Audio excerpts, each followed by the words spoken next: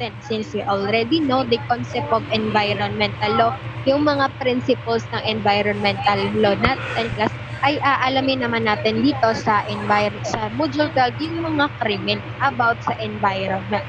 So after our discussion, no, you will be able to know the concept and definition of environmental crime, green collar crime. Ano ba yung mga types of environmental crime and principles influencing the environmental laws. So again, remind ko kayo class sa MacWord natin na kung saan module 1 to 15 tayo.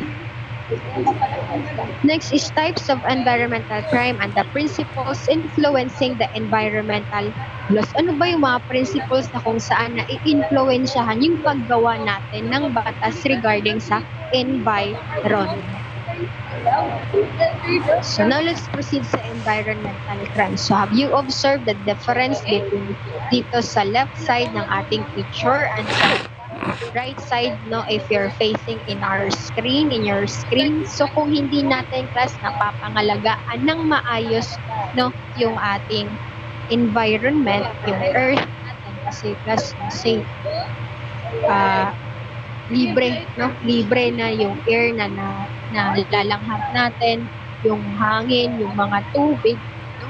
Kung hindi natin yan mapapangalagaan ng maayos, ay babalik at babalik din natin sa atin yung consequences na nagagawa natin. So it is really important na connected yung man and environment. So interrelated. Kasi environmental crimes class, it is an illegal act. When we say illegal act, no, hindi siya naaayon sa batas natin at meron yun siyang punishment which directly harms the environment. These illegal activities involved in the environment, wildlife, biodiversity, and natural resources. It covers the activities that breach environmental legislations and cause significant harm or risk in the environment and human health or both. So that is environmental crimes. So illegal activities na kung saan makakadulot ng mga harm, no, sa environment, and it can cause daw damage or harm din sa human health or both. So si green collar crime class, sabi dito, it is a crime committed against nature. So lahat class na mga krimen na against sa nature, it is considered as green collar crime. Example for this is deforestation. Familiar kayo sa tinatawag na deforestation class, no? Na kung saan ang green collar crime is tinatawag din natin minsan na actual crime. It sense that it is an act legal by the country's law. So meron tayong law about sa deforestation plus no, yung mga pagbabawal ng pagpuputol ng mga kahoy. So kasi class, it is a huge problem for our planet in the future of the living here. Kasi kapag puputulin, like for example, if nakikita nyo sa picture niyan, wala na dito, nakalbo na dito banda, no, yung ating yung dito banda, no, wala na siya masyadong mga kahoy kasi pinuputol, no, ginagawang mga may mga other resources kasi raw material din naman yung kahoy na yan. So it is an illegal logging. No, walang mga license tapos pinuputol nila yung mga hindi dapat putulin ng mga kahoy. So it is another example that occurs quite often. Both of these destroy numerous trees and harm the environment. This include wildlife as well. Kasi class, nung mawawalan din ng mga tirahan yung mga living organism or yung mga wildlife natin na kung saan yung tirahan nila is yung mga puno na iyan. So wala na silang matitirahan. Next is the kinds of environmental crime. Dinig ako ba? Dinig ako, MA? Yes, ma'am. Nakakasunod naman sa discussion ni ma'am? Opo, ma'am. Okay.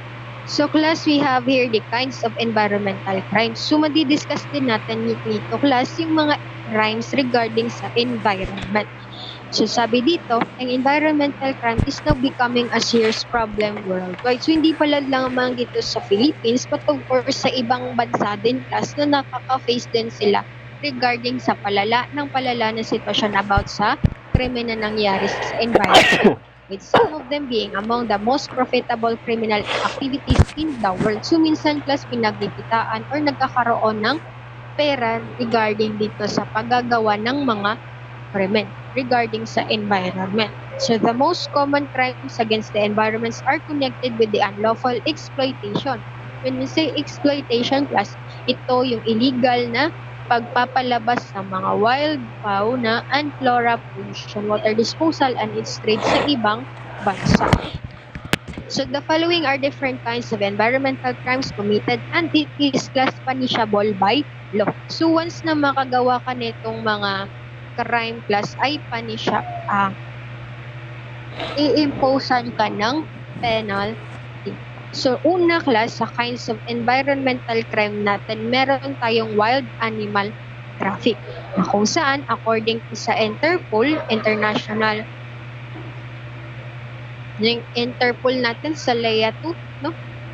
It is regarded by the Interpol as the third largest illegal business. So, itong wild animal traffic daw class according sa Interpol ay kinoconsidered na pangatlong largest illegal business sa buong mundo in the world after drugs and trafficking. Of course, familiar naman kayo sa drug trafficking, no? Ito yung pag-send sa ibang bansa, no, ng mga drugs para sa arms trafficking like mga armas, no, mga illegal na pagpapalabas ng mga armas at pagpapapasok na hindi na dumaan sa tamang proseso. So, ang pangatlo class is yung tinatawag natin na wild animal traffic na kung saan it raises a serious threat of the world's biodiversity of survival. So, later on class, may mga topics tayo dito about sa red list, no, about sa mga instinct, no, or yung mga instinct wildlife. Yan yung mga madidiscuss natin dito sa ating environmental laws. At according yan class sa IUCT red list. So the more endangered the species is, the higher the price is. So kung let's say for example elephant, no, or yung mga elephant natin, no, is medyo nanganganib na sila, no, kumukonti na lamang sila. So kapag nagpapalabas ka lang class, which is illegally, no, na hindi nasa tamang proseso, is yung price yan class is higher, no, umataas yung presyo ng elepante. So the most requested species are tropical birds, reptiles, and arachnids and monkeys. So yung mga requested species like birds, reptiles, no, once na mapapadala for example dito sa Philippines, doon sa Africa, baliktad sa Africa like monkey, no? Monkey doon na papadala nila dito tapos hindi dumadaan sa proseso, so yung babayaran ng Philippines noon si Juan de la Cruz doon sa kay Pedro nasa Africa, of course higher than the price or doble pa dapat kasi endangered na, no, na kung saan konti na lamang yung mga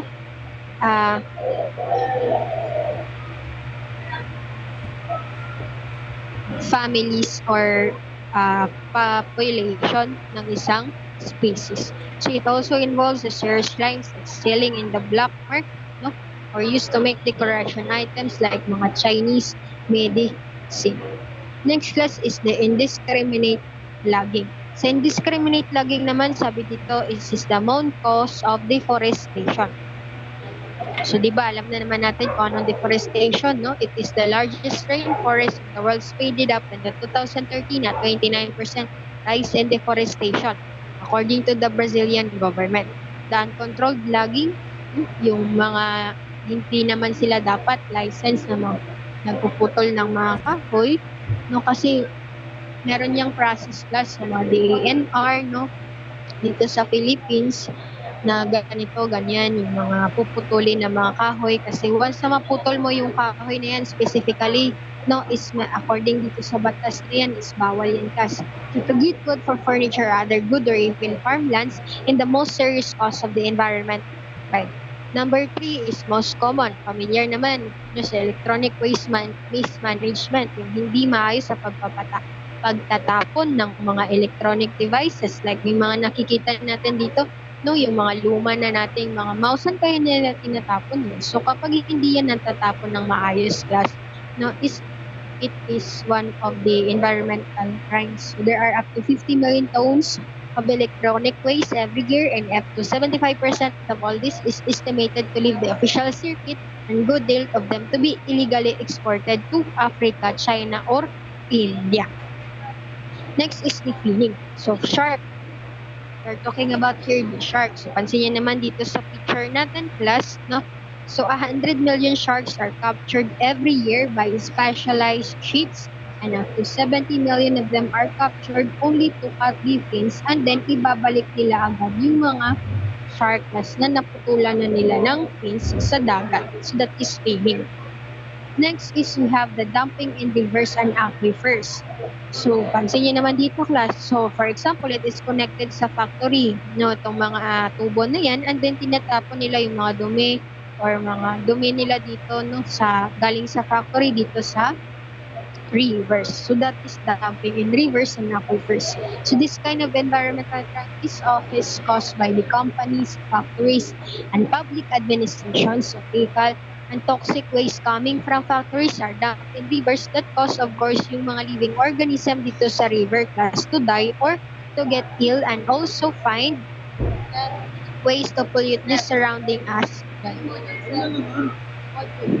Next is the waste disposal. Ano lang, PWD. Ang flat PWD. Yung gagawin ng wala. Ano? Parang baby.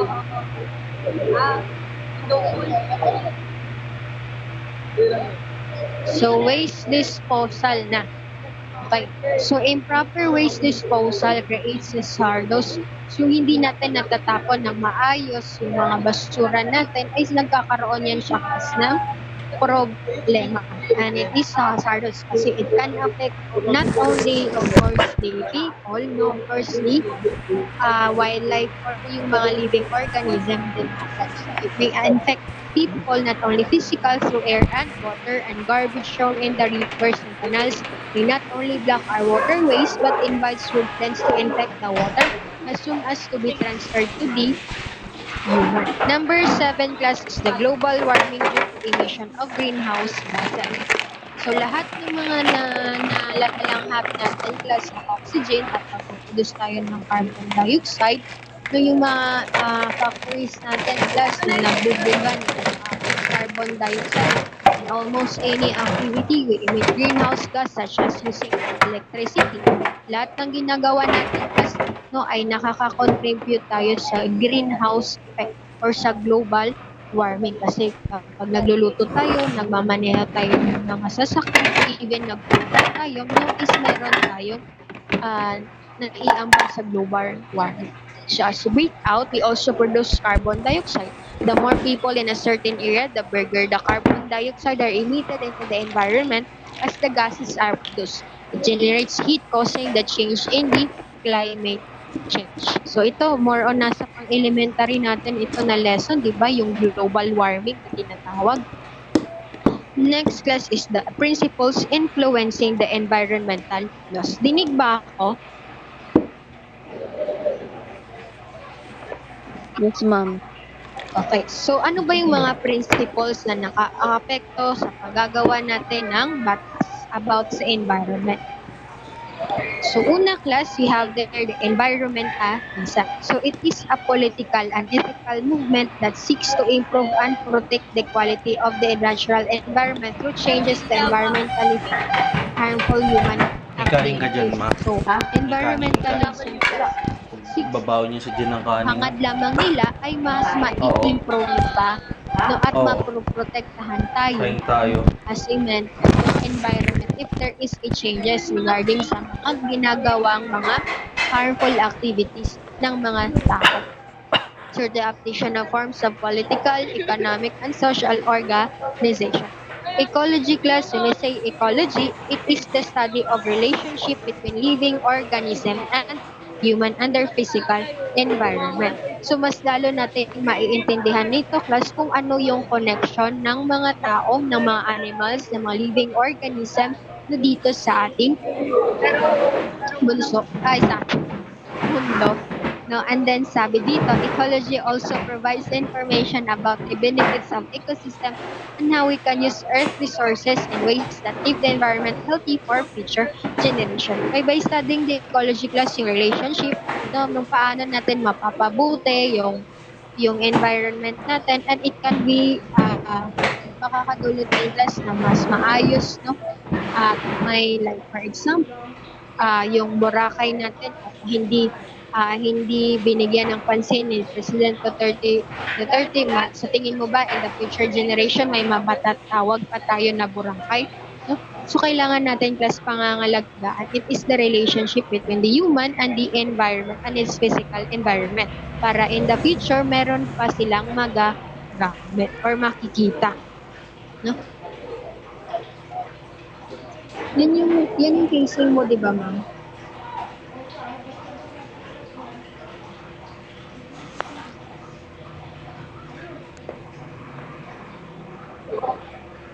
Okay, so now let's proceed na sa conservation. So conservation class no, is similar to preservation. So mailalin tulad mo daw ito sa preservation. Pero both are related class sa protection ng ating nature or sa environment. Pero iba-iba sila kung paano nila matatapos yung task. So conservation seeks the sustainable use of nature by human such as hunting, logging, or mining, while preservation naman is more on protecting the human use. We have your class number 4 is the responsibility and sustainability. Ang ano ba itong sustainability? Ano yung sino-sustain? Ano yung mini-maintain dito? Yung level or yung certain rate ng environment natin. Kasi responsibility are duties, no, na tayo as a human being is responsible tayo kasi or accountable tayo kapag tayo ay um,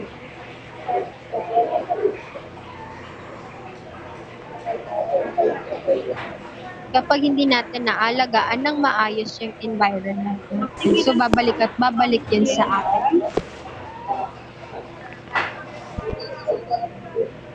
So, stewardship. So, this term environmental stewardship has been used to refer such diverse actions as creating protected areas, replanting trees, limits harvest, reducing harmful activities or pollution, creating community gardens or restoring degraded areas, or purchasing more sustainable products.